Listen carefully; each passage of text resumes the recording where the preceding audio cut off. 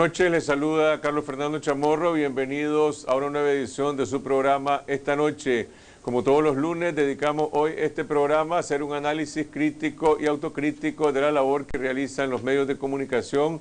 Y nos acompaña el doctor Guillermo Rochú, director del Observatorio de Medios de Cinco. Buenas noches, Guillermo. Buenas noches, Carlos Fernando. Y en la segunda parte del programa estará con nosotros nuestra colega Patricia Orozco, directora del programa radial Onda Local, que esta semana está cumpliendo 13 años de existencia de transmisión interrumpida en Radio La Primerísima los viernes a las 8 de la mañana como un foro dedicado a promover el municipalismo, la autonomía municipal y las redes locales. Empezamos con las noticias del momento. Hoy se celebra el Día Nacional de la Constitución, según una ley aprobada en el año 95, Ley de Promoción de la Enseñanza de la Constitución, que dice que el Día de la Constitución es el primer lunes de septiembre. La Constitución es la columna vertebral del Estado de Derecho. En los últimos años en Nicaragua ha sido violentada y violada de manera repetida, empezando por la elección o reelección inconstitucional del presidente Ortega. La Constitución enfrenta hoy 32 recursos por inconstitucionalidad en relación al Tratado Ortega-Juan. Habrá que ver cómo se pronunciará la Corte Suprema de Justicia en los próximos días. Ya dijo el magistrado Rafael Solís que van a fallar rápido, dando a entender de que tienen ya algunas instrucciones políticas en relación con este tema. Pero bueno, la Constitución debería de ser el eje fundamental de la vida del país, de nuestras relaciones, y cada vez más en Nicaragua la Constitución está subordinada a intereses políticos partidarios. Hoy se celebra también el Día del Ejército de Nicaragua y se espera que en el acto oficial se conozca algún pronunciamiento sobre temas internacionales, seguramente Siria, seguramente las relaciones de Nicaragua con Colombia y las misiones que debe acometer el ejército. Será un momento importante en la agenda presidencial, aunque esta semana Ortega tiene también concertada una cita con el Gran Capital en el INCAE el día 4 y seguramente se abordarán temas importantes de la relación entre el gobierno y el sector privado. A propósito del sector privado, esta mañana el empresario Álvaro Montealegre Rivas se negó a ampliar su declaración ante la Fiscalía, que lo citó para ahondar en la investigación por estafa de más de $500,000 que se le sigue oficialmente después de que presentó una denuncia a la Congregación de las Hermanas Teresianas. En el plano internacional, el Papa Francisco nombró al actual nuncio en Venezuela, el italiano Pietro Parolin, como número 2 del Vaticano, con el cargo de secretario de Estado, que tiene bajo su responsabilidad la diplomacia y las finanzas del Vaticano.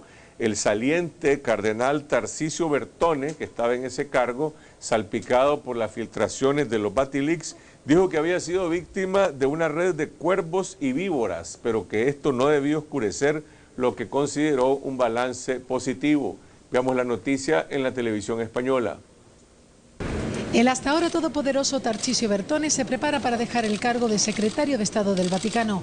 Tras 7 años de mandato y un balance controvertido, el que fuera mano derecha de Benedicto XVI asegura que una red de víboras y cuervos han lanzado acusaciones contra él. Una meditada palabra, cuervo, que recuerda el escándalo que más le puso en el centro de la polémica, el llamado Batilix, la filtración de documentos secretos. Salpicado de lleno, fue acusado de mala gestión y abuso de poder. Aunque seguirá en su puesto hasta el 15 de octubre, el Papa pone fin a la era Bertone, nombrando para el cargo al italiano Pietro Parolin, conocedor de la curia romana y hasta ahora nuncio en Venezuela. De nuevo, un diplomático al frente de la Secretaría de Estado. En las últimas semanas, algunas voces, como la del arzobispo de Nueva York, Timothy Dolan, habían pedido al Papa no solo gestos, sino sobre todo decisiones.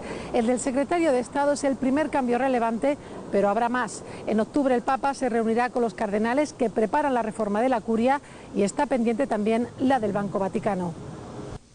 Y en Estados Unidos continúa la ofensiva política del gobierno del presidente Barack Obama a través del secretario de Estado John Kerry para convencer al Congreso que le dé el aval de una acción militar en contra de Siria, aunque algunos analistas consideran que esto exhibe una debilidad política de Obama, quien prácticamente se ha puesto en manos del Congreso. Veamos la noticia en la televisión española. Kerry afirma que los análisis de las muestras recogidas en Siria que tiene Estados Unidos prueban la utilización de gas sarín, un agente químico que ataca el sistema nervioso.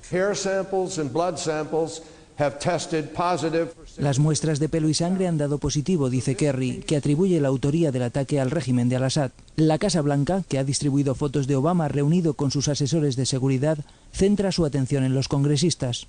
Ellos tienen ahora en su mano la decisión de autorizar el ataque a Siria. Al republicano McCain no le parece suficiente lanzar misiles de crucero y cree que a Obama le falta un plan. Los republicanos que controlan la Cámara de Representantes ven en la decisión de Obama una muestra de debilidad y una falta de liderazgo, y podrían utilizar la votación sobre Siria para conseguir concesiones en otros temas. La ONU insiste en que la respuesta debe ser política y en que hay que esperar el resultado de los análisis de las muestras recogidas en Siria por su equipo de inspectores. En El Cairo se ha reunido la Liga Árabe, que está dividida. Arabia Saudí apoyará una intervención militar contra Siria si es lo que pide el pueblo sirio. Jordania ni participará ni servirá de plataforma para lanzar ataques contra Damasco. Rusia anunció el lunes que enviará una delegación parlamentaria a los Estados Unidos con el fin de discutir sobre la situación en Siria con los miembros del Congreso. Creo que es una iniciativa correcta y a tiempo. De hecho, para entendernos mejor mutuamente, tiene que haber un diálogo abierto y directo. Esta iniciativa se produce después de que el sábado el presidente estadounidense Barack Obama condicionara al aval del Congreso una acción militar contra Siria que parecía inminente. Moscú, que apoya al presidente sirio Bashar al-Assad desde el comienzo del conflicto, hasta ahora ha bloqueado junto a China cualquier decisión del Consejo de Seguridad de la ONU para tomar medidas contra el régimen. Vamos a una pausa y regresamos con las noticias nacionales en el monitoreo del Observatorio de Medios de 5.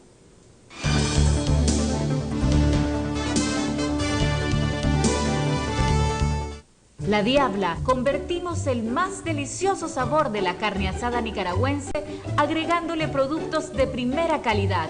Pruebe La Diabla Especial, 100% filete de res, exquisito filete de pollo y nuestro inigualable cerdito asado. Pídalo a su hogar al 888-73500. Estamos en el kilómetro 12 de la carretera a Masaya. La Diabla Carne Asada Express, donde comer no es un pecado. Sustraer o retener los hijos a una madre legalmente encargada de su custodia es un delito y la Ley Integral contra la Violencia hacia las Mujeres lo castiga con penas que van de 2 a 4 años de prisión según su artículo 14. No te quedes callada, denuncia la violencia. Movimiento de Mujeres María Elena Cuadra. Confidencial, el diario digital de más rápido crecimiento. Todo lo que tiene que saber en un solo lugar. Noticias, análisis y entretenimiento. Conéctese a confidencial.com.ni.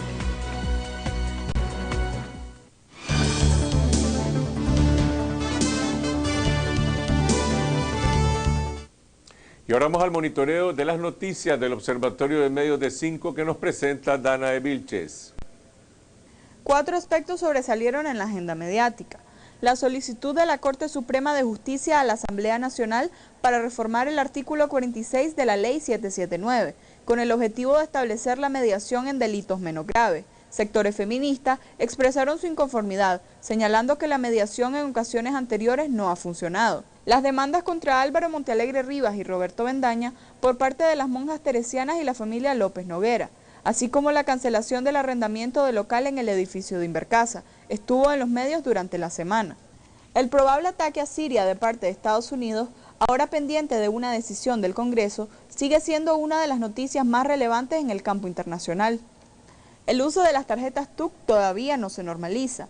Ante las denuncias que los transportistas estaban entorpeciendo su implementación, Irtrama amenazó con imponer sanciones.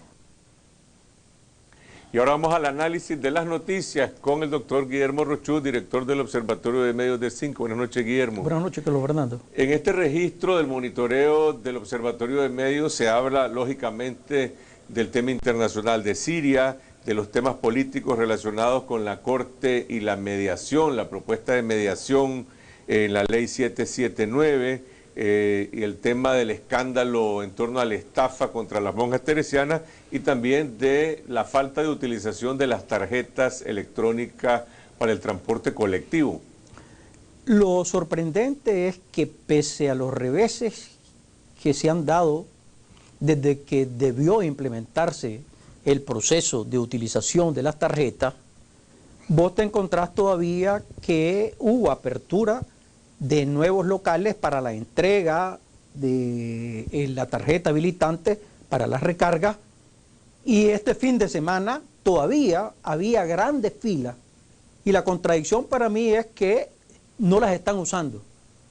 La mayoría de los usuarios del transporte capitalino están pagando. Hubo una reacción fuerte de parte de Ricardo Alvarado de Irtrama, quien dijo que iban a sancionar a los buceros, puesto que estos eran los que estaban alentando a los usuarios para que no se utilizara.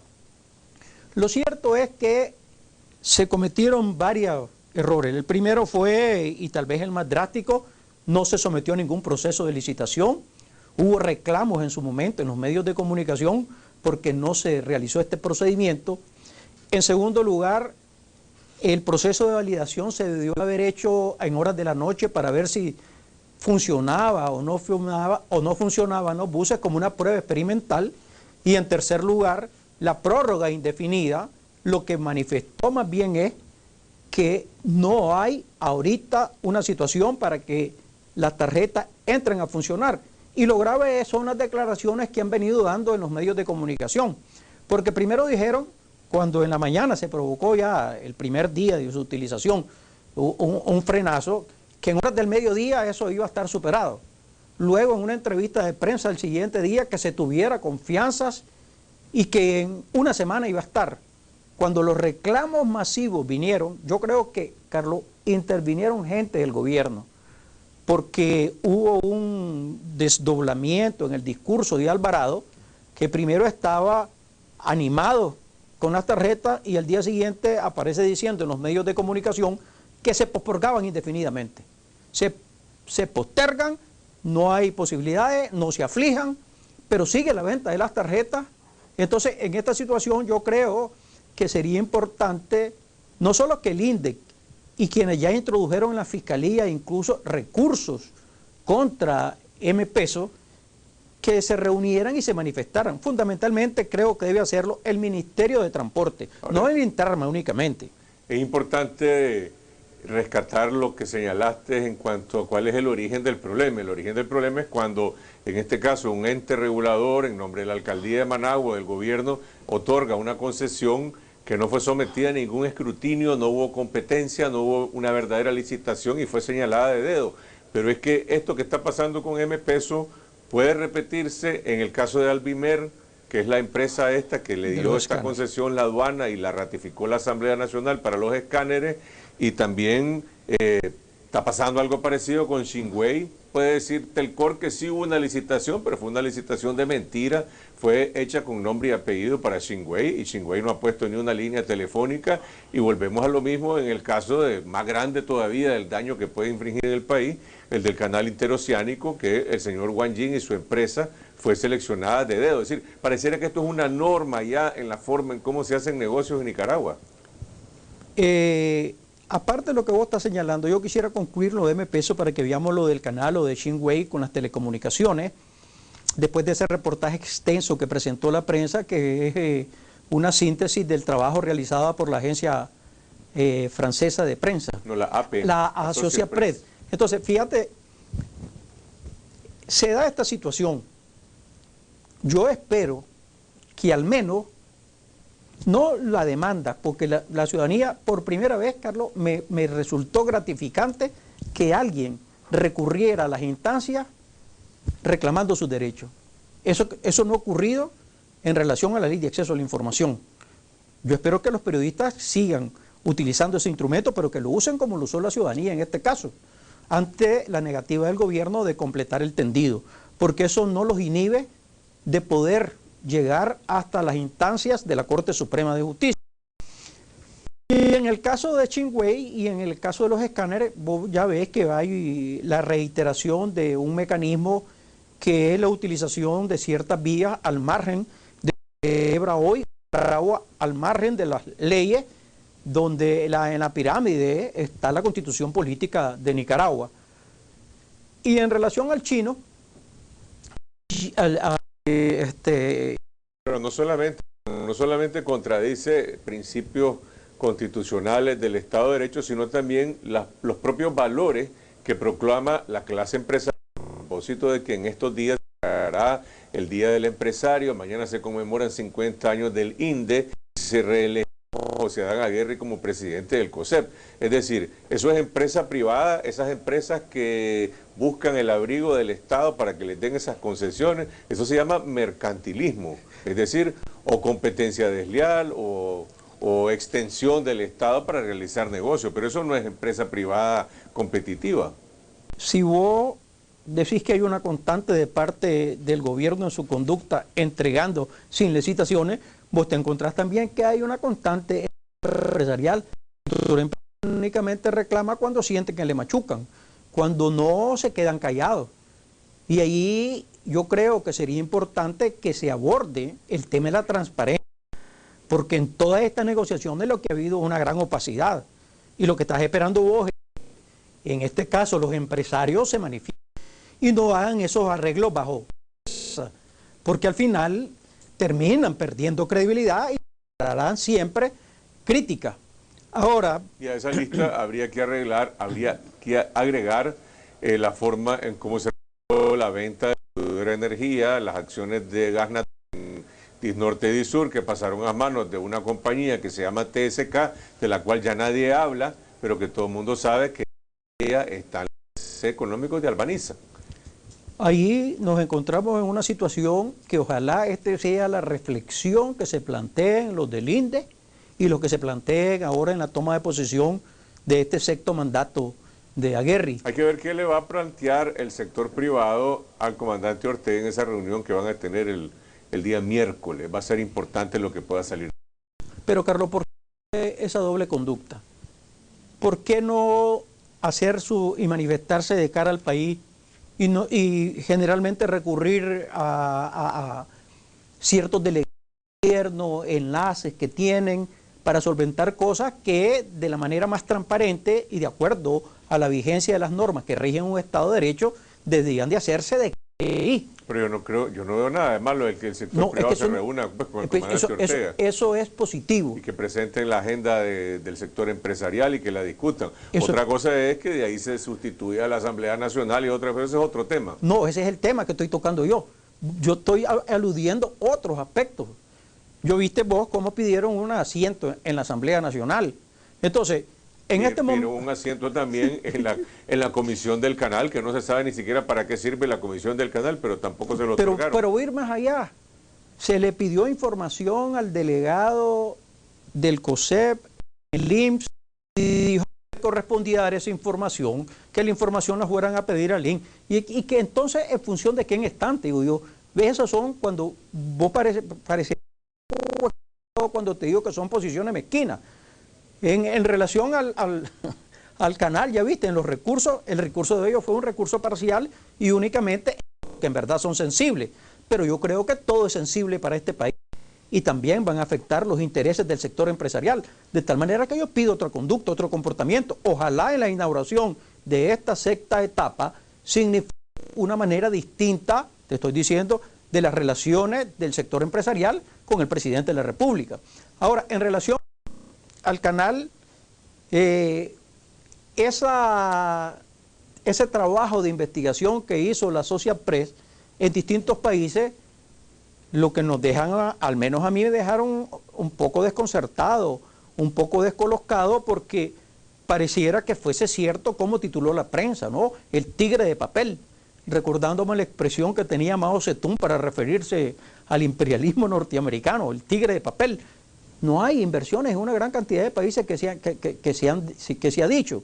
Y cuando vos aludías a la frecuencia que le fue otorgada, una frecuencia de primera para explotarlo, ahí está el local, me han dicho, en el Palacio de Telecomunicaciones.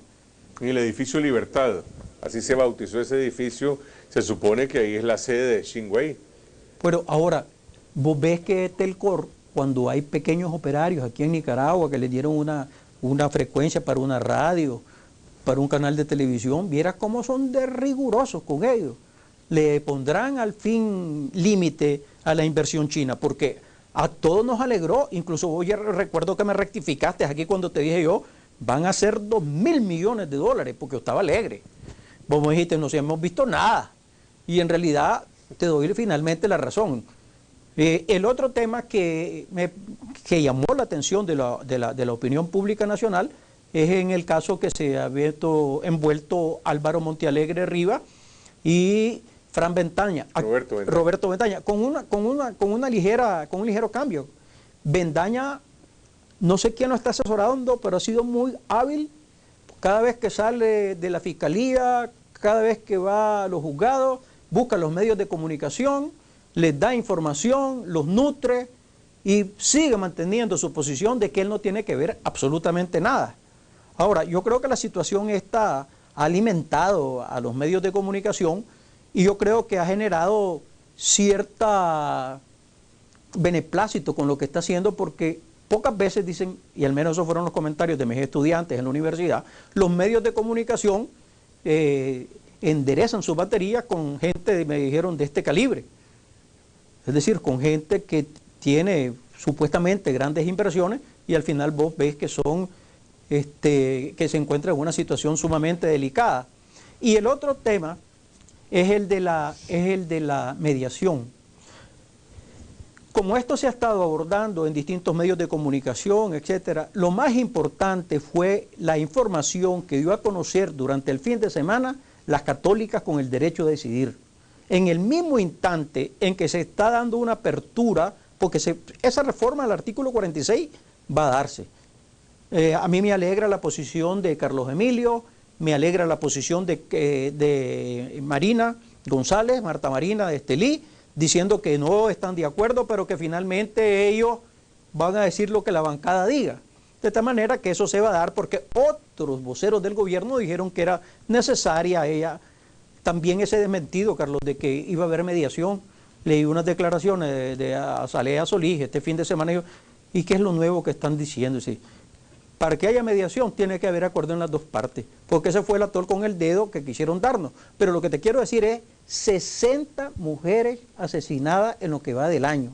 Entonces yo creo que esto debería llamar a la reflexión a los miembros de la Asamblea Nacional para saber que una determinación de esas puede tener consecuencias muy negativas para la sociedad nicaragüense. Damos una pausa y regresamos con este y otros temas con Patricia Orozco, directora de Onda Local.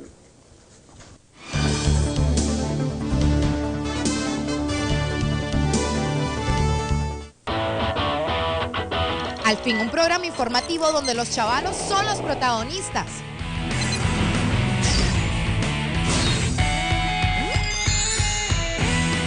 Somos de Humo, un programa no apto para adultos.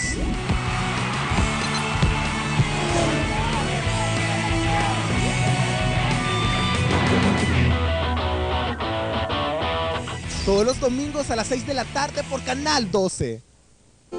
¿Y vos qué pensás?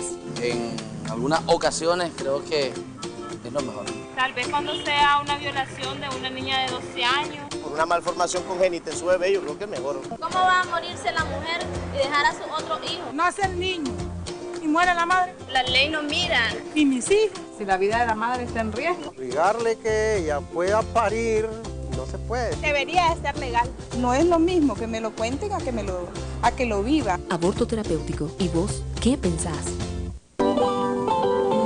Recorra Nicaragua entera con elegancia y seguridad en un vehículo de Lugo Rentacar. En Lugo Rentacar, usted puede alquilar el vehículo de su conveniencia, en las mejores condiciones y a los mejores precios.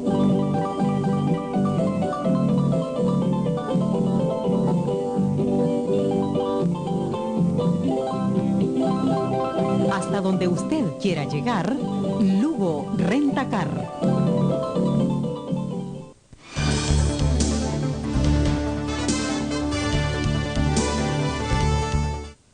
Continuamos en esta noche, nos acompaña ahora junto al doctor Rochú Patricia Orozco, directora de Onda Local, que en estos días está cumpliendo 13 años de transmisión ininterrumpida en radio, la primerísima, como programa independiente del Centro de Investigación de la Comunicación. Buenas noches, Patricia. Felicidades por esta persistencia de estar en la radio promoviendo el municipalismo. Gracias, Carlos. Buenas noches. Solo recordarte que esos 13 vos anduviste por ahí como 4. Yo soy cómplice de Onda Local. La radio me dejó muchas enseñanzas, muchos recuerdos. Aprovecho esta plática contigo para saludar a los radioescuchas de Onda Local y a la gente que nos sigue también ahora en línea por internet. ¿Cómo está la autonomía? Fíjate que antes, cuando comenzamos hace 3 años, la internet no era lo que era hoy. Entonces la gente le quería preguntar a Carlos las preguntas que le habían quedado de esta noche, de esta semana, sobre todo en la radio. Una cosa que te quedaste sorprendido de esa seguidera de la gente, como le decimos en buen nicaragüense. En esencia, Onda Local es un programa que pone temas en la agenda principalmente del municipalismo, de la autonomía y de otros temas sociales como el que estábamos hablando hace un momento relacionado con los derechos de la mujer, pero es un programa que lo haces vos con el equipo de producción de Onda Local y lo hace la gente con la participación. ¿Cómo se mide, cómo aprecias vos la participación de la gente en radio? Hay gente que dice, no escucha radio, solo oye en radio para escuchar música. No. ¿Sigue siendo la radio una plataforma de participación? En Nicaragua creo que le queda mucho tiempo a la radio todavía. Incluso hay una especie de combinación. Hemos constatado que la participación directa telefónica es mayoritariamente de hombres. En cambio, cuando recogemos los mensajes, las opiniones de la gente, preguntas, comentarios que están en vivo y nos escriben por Facebook, son mayoritariamente mujeres. En Twitter hay un reenvío, no es lo más fuerte para nosotros en este momento, pero en la página de Facebook sí. ¿Qué le interesa a la gente? ¿Cuáles son los temas más sentidos en Onda Local? ¿Tienen que ver con derechos de consumidores? ¿Tienen que ver con derechos humanos en general? ¿Tienen que ver con municipalidades, con el Estado de la autonomía municipal? Bueno, en primer lugar, los derechos cotidianos, los derechos básicos. Pues este tema de los consumidores que estabas platicando con Guillermo, ese tema nosotros lo trabajamos, lo abordamos y por supuesto hay una cantidad de gente que te dice que no, que sí, que por qué no ocupa la tarjeta, por qué la guarda, por qué los buceros están diciendo esto.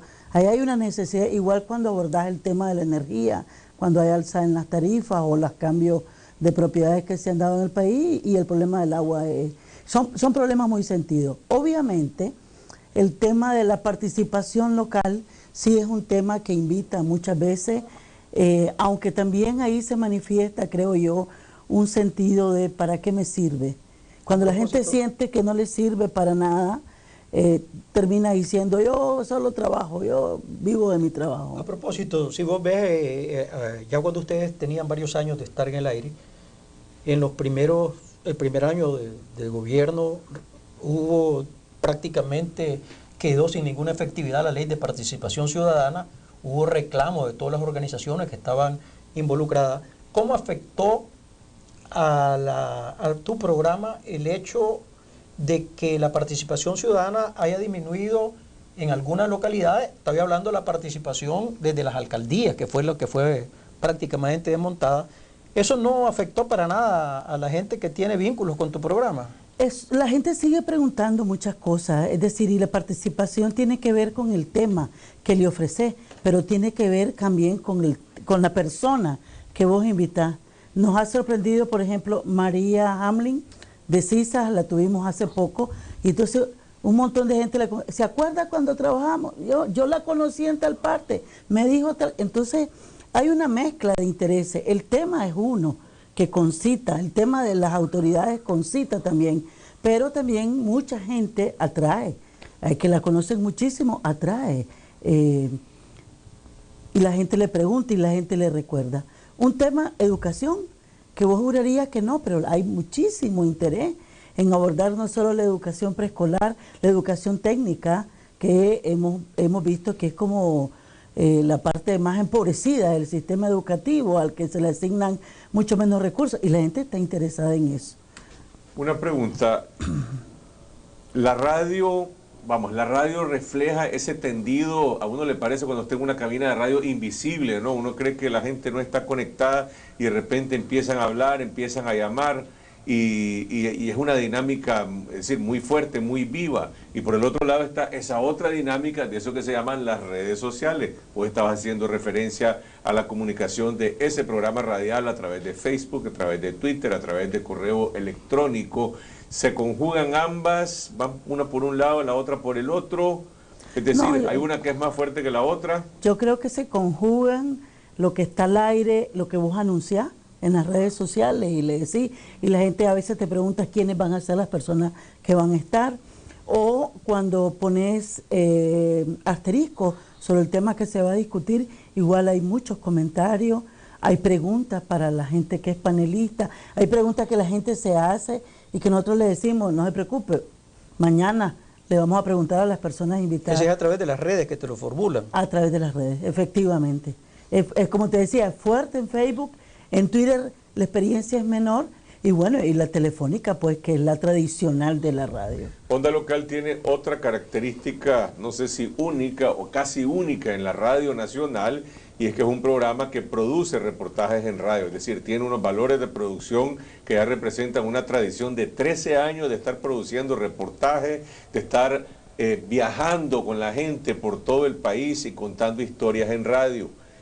¿Cómo reacciona la gente a ese tipo de valores de producción? Muchísimo reconocimiento, muchísima satisfacción de estar en un territorio y de encontrar cosas similares, parecidas o diferentes de las que le pasan en el territorio. Eso ha sido nombrado muchísimas veces, el poder oír qué está pasando en Ocotalpo y vos estás en Riva, o más allá, pues, Macuelizo. A veces nos cuesta traer a la persona a la cabina en vivo, pero vos la traes la historia con las voces de la gente que habla, y la gente siempre está muy dispuesta a plantear, a analizar las cosas, y eso gusta mucho. Solo quiero recordar que eso nos ha dado 5 premios en 13 años, pues. Duyerlin, Julio, Christopher han sido quienes han escrito estas historias hechas por la gente, y eso ha traído esos premios. De esas historias de vida o de problemas locales, aparte de los reconocimientos que han tenido, los premios que han ganado, ¿cuáles son aquellas que vos considerás que más impacto han tenido cuando se presentaron? Recuerdo, por ejemplo, un trabajo de hace muchos años de la experiencia de la gente para lograr agua en un municipio en el norte de Chinandega, casi fronterizo. Y la historia esa cundió tal que nos pidieron copia del programa, que nos pidieron cómo enlazarse con esa gente, porque era una comunidad que se había organizado para lograr de pasar agua a los 10 días a tener cada 2 días. Y ese era un gran éxito, y esa era la gente organizada. Entonces, esa lección aprendida, porque hacían la historia y cómo habían negociado con los dueños del bosque para lograr que el agua no la dañaran, y entonces trajo que esa experiencia se produjera en otros lugares. Seguramente tomando en cuenta las particularidades de cada lugar, pero yo me recuerdo esa porque hace mucho rato los CAPS no estaban institucionalizados, era la gente de la comunidad organizada y haciéndole frente a sus necesidades. Otra historia, la historia de las defensoras de mujeres en el departamento de Matagalpa, en varios municipios, cómo enfrentan cotidianamente, a propósito que estabas hablando de la 779, cómo enfrentan la violencia de parte de los familiares de los agresores, de quienes defienden a los agresores, hasta de las autoridades, pues, locales en una comunidad, líderes, y como ellas se arman de valor en esa unión que tienen varias promotoras para lograr salir adelante, pues, toman fuerza entre ellas. Vos, con esa visión nacional, hablo de todas las localidades, ¿no te has visto afectada con las autoridades locales o corres la misma suerte que corren todos los medios de comunicación? Estamos en fila. ¿Ah, sí? Estamos en fila, sí, definitivamente es difícil.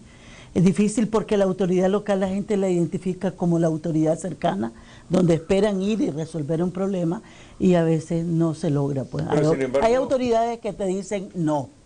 Sin embargo, no sé si me equivoco, pero me parece que en la medida que te alejas más de Managua, en algunos municipios pequeños, esa ley de hierro, ese control de la información, que es tan fuerte aquí en Managua, es impensable aquí en Managua que en la alcaldía de Managua algún funcionario se va a atrever a darte alguna información, pero me parece que en municipios pequeños la gente está como más con los pies en la tierra y saben que tienen una obligación con los ciudadanos y que tienen que hablar y darle respuesta a programas como Onda Local. Y probablemente tienen una mayor presión de la gente y probablemente le decís vos, pero la gente dice tal cosa, y un poco esa sensibilidad de pensar que tienen que deberse a la gente hace posible abrir algunas de esas puertas, pero no es la mayoría. Municipios donde anteriormente las autoridades locales eran súper abiertas. Yo te voy a decir un caso: el alcalde de Matagalpa, Sadra Celedón, ahora es el presidente de la Asociación de Municipios de Nicaragua. En algún momento, Sadra era un hombre de puertas abiertas para hablar de todos los avances y los problemas de su municipalidad. Ahora cuesta hablar.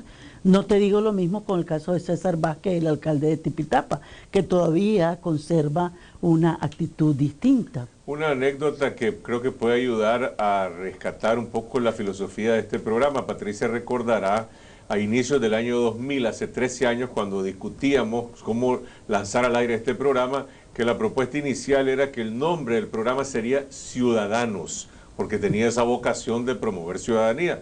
Patricia muy acertadamente dijo, eso no suena como un programa radial, y ella propuso que se llamara Onda Local. Evidentemente un programa que tiene esa vocación de crear redes de ciudadanía. ¿Cómo valorás vos ese ejercicio o ese esfuerzo de Onda Local por generar eso que se llama ciudadanía?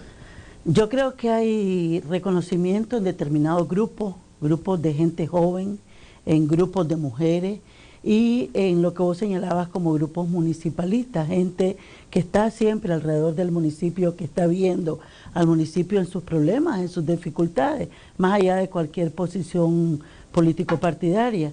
Creo que ahí hemos logrado hacer eco. Creo que hemos logrado una otra vieja meta que yo le decía a Sofía Montenegro, que es la de poder enlazar las radios de distintos territorios. Hemos logrado tener en algunos momentos hasta 35 emisoras de la costa caribe, y si nos preguntan con qué dinero, más que con la voluntad de la gente para abordar problemas. El problema de la violencia no es un problema ni de Managua ni de las mujeres urbanas, es un problema que ha alcanzado mucha sensibilidad en muchas personas que dirigen la radio. Otro mérito que tiene que ver con la persistencia, y es de que aquí se han creado algunos programas municipalistas desde el gobierno. Cambia el gobierno, adiós programa. Había algunos, creo yo, que se hacía desde el MTI, desde el INIFON. Cambian los gobiernos y se olvidan. Onda Local está, es decir, al margen y por encima de cualquier gobierno. Precisamente eso era lo último que iba a preguntarle yo a Patricia. El rol que ustedes juegan tan importante de dar a conocer las cosas, de plantear necesidades, si yo te pidiera, lo cual estoy haciendo, si vos me dijeras, ¿cuáles son las 5 últimas demandas que te han planteado la ciudadanía en tu programa? El tema de las tarjetas. Tarjetas. Las tarjetas de transporte colectivo. Transporte colectivo para el municipio de Managua. El tema de la violencia, igualmente muy debatido, muy problemático. La participación pasa por relativizarse de acuerdo a los municipios. Y hay municipios donde hay una mayor apertura, mayor espacio para la gente, pero hay otros municipios muy cerrados y la gente te demanda, pues. Recordad que llegar al municipio para mucha gente es resolver a veces problemas que no están ni en la ley de municipios, ni en la ley, ni en la Constitución, y la gente llega a pedir a resolver un X problema, ¿verdad? Agua, comida. El tema del incremento del precio de la canasta básica, en este momento los problemas del agua han bajado un poco, pues si vos me preguntás en este último periodo, 6 meses, realmente, sin embargo, el precio de la canasta básica sí es una cosa que ha pegado muchísimo, muchísimo, es muy fuerte. La gente lo siente todos los días. Hoy tenemos un pequeño termómetro del sentir nacional gracias a la magia de la radio. Gracias, Patricia Orozco. Viernes 8 de la mañana, Radio La Primerísima en AM 680 y en FM 105.1. Gracias, Patricia Orozco. Gracias, Guillermo. Gracias a ustedes por acogernos en sus hogares. Regresamos mañana con otra edición de Esta Noche aquí en Canal 12, siempre a las 8 de la noche. Hasta entonces.